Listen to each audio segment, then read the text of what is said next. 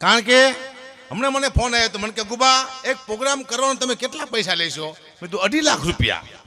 મને કે તમે સ્ટેજ માથે ગલોટિયા ખાવાના છો? મેં કીધું નહીં. તો 2.5 લાખ રૂપિયા છે ના? મેં કીધું ભવિષ્યમાં અમારા છોકરાને ગલોટિયા ન ખાવો પડે એના પૈસા છે આ. તો મને ઘણા કહેતા મને કે ગુબા તમે અમારા ઘરમાં પગલાં પાડો ને. મેં કીધું કાં? કે અમારા ઘરમાં બરકત આવે. મેં કીધું આ પગલાં મારા ઘરમાં 40 વર્ષથી ફરે તો મારા ઘરમાં બરકત ન આવે? તમારો બાપ ટાયલ શું વાત કરો? કશું યાદ દે મારા પગલાં પડે મને ખબર ન હોય? ખોટી વાત છે. કોઈ દી કોઈના પગલે બરકત ન આવે ની ગેરંટી હું તમને આપું સાહેબ બેઠા બેઠા. બરકત ક્યારે આવે તમારા ઘરમાં? તમારી દીકરીના પગ હારા હોય, તમારી બહેનના પગ હારા હોય, તમારી માના, તમારે પત્નીના. આ દુનિયામાં 4 જ પગ એવા છે જે તમારા ઘરમાં બરકત લાવે. બાકી દુનિયામાં એવો કોઈ પગ છે જ નહીં. અથવા કોઈ યોગ્ય સંત હોય, સાધુ હોય તો તમારા ઘરમાં બરકત આવે. પૈકી મારા પગથી બરકત આવે વાત ખોટી છે. મને ખબર ન હોય? ખબર જોઈએ. એક ભાઈ કે ગુબા તમારી આ લુક બહુ સારી છે. આ લુક ભૂખમાંથી આવી છે. અને જે વસ્તુ ભૂખમાંથી આવે છે ભૂખ કાઢી નાખે. મને ખબર ન હોય? ખબર હોય. હા, હું પહેલાં ફેસબુક વાપરતો. ફેસબુક મને શોખ ફેસબુકનો. હવે ને વાપરતો, મને નફરત આવી જાય. કારણ કે મને શું હતું, મારો વિડીયો મૂકીને મારી કોમેન્ટ માગતો હોય તો 1 લાખ મારા ચાહક હોય તો 200 મારા વિરોધી હોય તો હારીને ખરાબ 2 કોમેન્ટ આવે મારા દીકરી. હું આમ વાંચું તેમાં આવે વાહ હક્કા ભા. તો હું ખુશ થઈ જાઉં કે હારું કોને લખ્યું? વાહ ચારણ, વાહ હવજ, વાહ ગઢવી. ત્યાં નીચે આવે શું હાલી નીકળો છું. હું સીધો મરો પડી ગયો. હારું કોને લખ્યું છે? અને સાલા એવા ફેક આઈડી વાળા છે જડતા નથી. મેં 2 તેને ગોત લીધા. તી મારા હગાવાળા નીકળ્યા. બોલો, મારો મામા દીકરો કાઢી દો તો મા હમાની મને કોમેન્ટમાં સાંભળતો તો દુઃખની વાત છે પણ મારે કરવી પડશે. વાહ. પાછો એમાં 2 નિશાની આવે જોઈજો ફેસબુકમાં. એક આમ આવે એટલે ગયું, આમ એટલે ન ગયું. મારો આખો વિડીયો જોઈને મારા દીકરા આમ કરે. એટલે મેં તું આમ કરો તમને વાંધો શું છે? મારા બાપુ આમ કરી જાય, તમે એકવાર આમ તો કરો. કરતા નથી. દુઃખની વાત છે પણ મારે કરવી પડશે. આવી મારી પાસે દુઃખની વાતો ઘણી છે. હા, હમણાં ઓલી રમી રમાય છે. મને ફોન આવ્યો મને કે ભાઈ એક તમારે એડવર્ટાઈઝ કરવાની છે. મેં કીધું શું? તમારો વિડીયો મૂકવો પહેલાં તમારે બોલવાનું યુટ્યુબમાં કે રમી રમો. હું ન બોલે હું ગુજરાતને એમ ન કહી શકું કે તમે જુગાર રમો એમ. અને ઓનલાઈન રમી રમાય તમે બધા જાણો છો. એમાં હજી કોઈ જીતું જ નથી. હું બધાને ના પડ્યું ધંધો કોઈ કરતા નહીં. એમાં કોઈ નથી જીતો. હું ખુદ નથી જીતો ને. મેં નથી જીતો. જીતતા જ નથી કોઈ રમીમાં. મુનાભાઈ કોઈ જીતું નથી. હા તે મને કે એની એડ્રેસ સાંભળજો બહુ મસ્ત છે. હું રમી રમું છું સાહેબ, હું ભાડે રહું છું. પછી મેં મારા મકાન માલિકને શીખડાયું રમી રમતા. અત્યારે હું ને મારો મકાન માલિક 2 ભાડે રહીશી. રમી છે સાહેબ. તમે નહીં માનો, મારો મામા દીકરો રમી રમતા શીખ્યો. બહુ ગરીબ હતો એ, ત્યારે ભિખારી થઈ ગયો છે. રમી છે. મારા મિત્ર છે કુલદીપભાઈ, એક સાહેબ છે મારા ભાઈ છે એટલે હું કહું નહીં. પીઆઈ છે પોતે ને વિરલદાન છે મારા ભાઈ જ છે. 2 પીઆઈ. 2 જણાએ મને કોન્ફરન્સમાં લીધો હમણાં. કુલદીપભાઈ ગગુબા એક સાહેબનો આપણે પ્રોગ્રામ કરવાનો છે અને કંઈ અહીંયા લેવા નથી, હું સમજી લઈ શકીએ.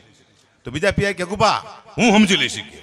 હા સાહેબ કુલદીપભાઈ ગગુબા અહીંયા નો રહેતા હું સમજી લઈશ. ઓલા પીઆઈ કે હું સમજી લઈશ. બીજું એક કામ કરો, હવે હું સમજી ગયો છું કે આપણે કંઈ લેવાનું જ નથી. કંઈ તમે શું હું ખુદ સમજી છું.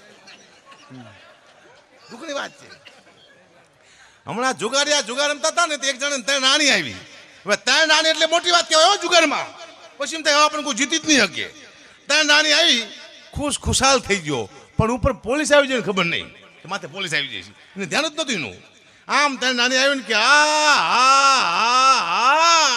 આમ જોયું કે ઓહો બોલો આખો ટોન બદલી ગયો. હા હું થઈ ગયો.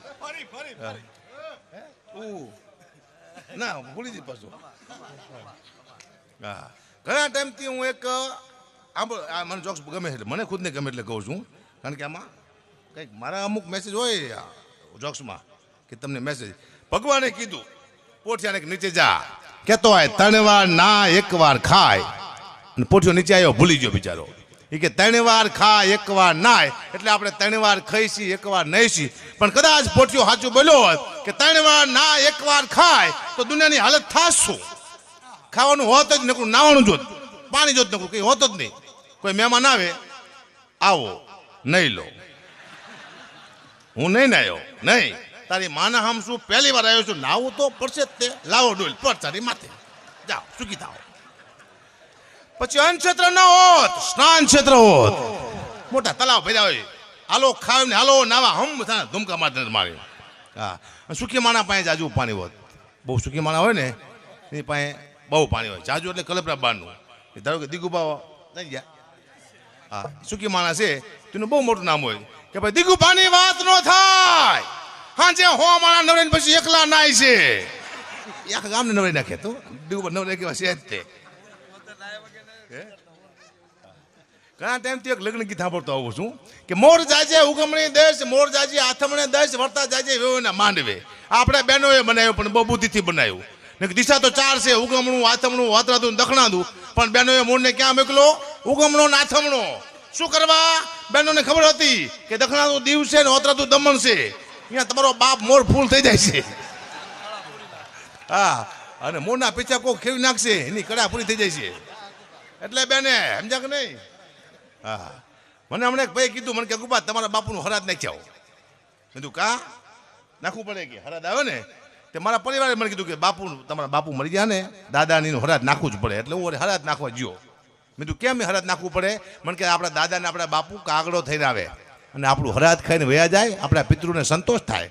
હું તો ગયો હાથમાં ખીર ને પૂરી લઈને. મેં કીધું વિચાર આવ્યો મને, મેં તો સારું મારા દાદા મરી જાય ને 100 વર્ષથી હજી કાગડો જઈશી, એને બીજો અવતાર મળ્યો જ નહીં હોય તો મેં કીધું હાલો કાગડો હશે. કીધું મેં હરાજ નાખ્યું, મેં કીધું કાગ વાઈશ 6-7 કાગડા આવ્યા મારા દીકરા. મારા દાદા તો એક હતા, બીજા 500 લુખા આવ્યા કોણ સાલા? નાખ્યું મેં, પણ એવું નથી, હરાજ બરાજ નથી. આપણા સંતો મંતો હતા ને બધા વૈજ્ઞાનિક હતા, ખબર હતી કે આ દુનિયા અમે જેમ કહેશું એમ કરશે નહીં. ભાદરવા મહિનામાં કાગડી પોતાના બચ્ચાને જન્મ આપે છે અને 25 વસ્તુ ખાવાથી કાગડીના બચ્ચા બચી જાય, એટલા માટે સંતો મંતોએ હરાજ બનાવ્યું કે આ નાખશે ને ખીરને પૂરી તો કાગડીના બચ્ચા ખાય છે. પક્ષી બચ્ચાઓનું પેલું અભિયાન કોઈ ઉપાડ્યું હોય તો સંતો મંતોએ આ મુદ્દો હતો, મુદ્દો આ હતો. ભાઈ આપણા બાપુ કાગડાનો ગેરંટી હું આપું છું, હોય જ નહીં ને કાગડા? હે હા, હમણાં દેગામ પાસે શમશાનનું ઉદઘાટન હતું. કિરસી બાપુ તે કોઈ તમારા જેવા મંત્રી નહોતા આવ્યા, મને બોલાયો, હકુબા તમે આવો કે ઉદઘાટન કરવા. ધારાસભ્ય નહોતા આવ્યા, હું ઉદઘાટન કરવા ગયો શમશાનનું દેગામમાં. ખાટ સાની રિબિન કાપી નીકળ્યો હું. મહિના પછી ફોન કર્યો, મેં તમારા ગામમાં કેવું છે? મને કે હકુબા તમારા હાથ તો બહુ સારા છે. મેં તું કાં કાંઈ લાઈન લાગી જાય છે, એકને બાળો તો બીજું મરી જાય ને બીજાને બાળો ત્રીજું મરી જાય કે હું એમ. અમારા ગઢવી કહેવાય, અમારા હાથમાં બરકત હોય. અમારા હાથે તમે કંપનીના ઉદઘાટન કરાવો, બીજા શીના કરાવવાના આવે? બીજા ખબર ના કરાવો, સમસા ન કરાવતા. મેં કે ખાવા ધાન ન રહે, મને ખબર ન હોય. એક બેન મને સલાહ આપી ને, હકુબા કે તમે ડવ હાબુથી ના આવો. મેં તું કેમ કે તમે રૂપાળા થઈ જઈશો. મેં તું બેનનું ડવ હાબુ ખાઈ ને તો તારો બાપ કોઈ કલરમાં ફેર ન પડે એની ગેરંટી. હા, આ કલર જેવો છે, મને ખબર ન હોય. કાઢો. હા, આફ્રિકામાં મેં ગયા હતા, માયામાં માતા દિગુબા હતા, બધા કલાકાર હતા. સૌથી વધુ આફ્રિકામાં આવ્યા તો હું દિગુબા બે જ તે. દિગુબાને મૂક્યું ને મારા કલર ભાઈ આફ્રિકામાં જામી ગયો, કારણ કે મારે હું બોલું નહીં તો આફ્રિકા જેવો જ લાગતો હતું, કાળો મહેશ જેવો. દિગુબાને મૂક્યું, એટલા બધા લોકોએ ફોટા પડાવ્યા. તારે દિગુબા બધા કલાકાર જેવા તેવા છે. અમારા ભાવ સાંભળ્યા તમે? અમારા ભાવ અમને બીક લાગે હવે તો, આટલા બધા ભાવ છે મારા. ખુદ બી છે અમે, દુઃખની વાત છે પણ કરવી પડશે.